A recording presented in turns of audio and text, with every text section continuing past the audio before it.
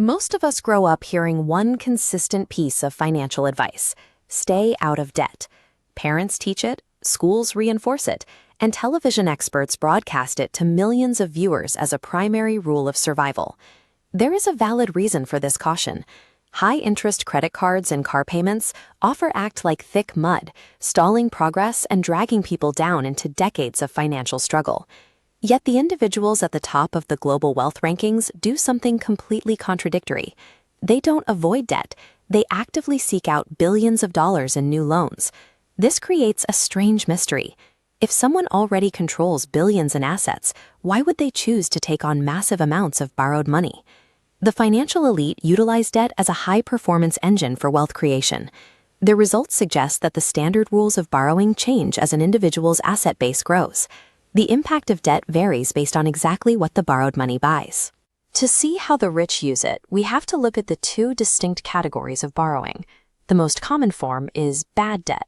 This is money used to purchase depreciating liabilities, things like luxury clothes or a new car that begins losing value the moment you take possession.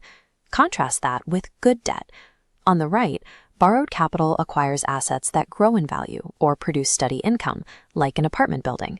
Rent covers the loan payments, while the property's value continues rising. This leads to a specific behavior observed in the ultra-wealthy. They are incredibly reluctant to ever sell these appreciating assets.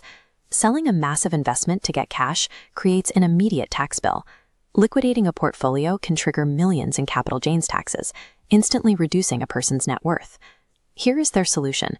By using their portfolio as collateral for a bank loan, they receive liquid cash while their assets stay untouched, bypassing the tax barrier entirely. They get tax-free cash, while the original investment compounds uninterrupted.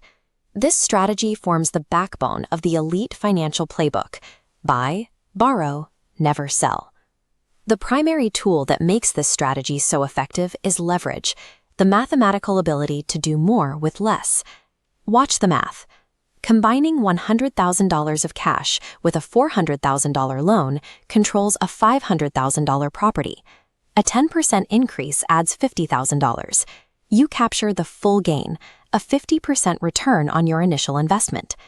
There is also a second hidden amplifier that works in the investor's favor: inflation. When you take out a fixed-rate loan, the balance you owe stays the same for years.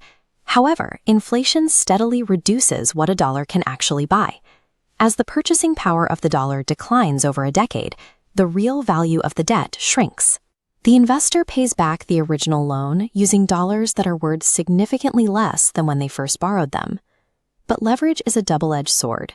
If the value of the asset drops, the same math that multiplied the gains will multiply the losses, which can lead to a total wipeout. To manage this, successful investors focus heavily on cash flow and risk management.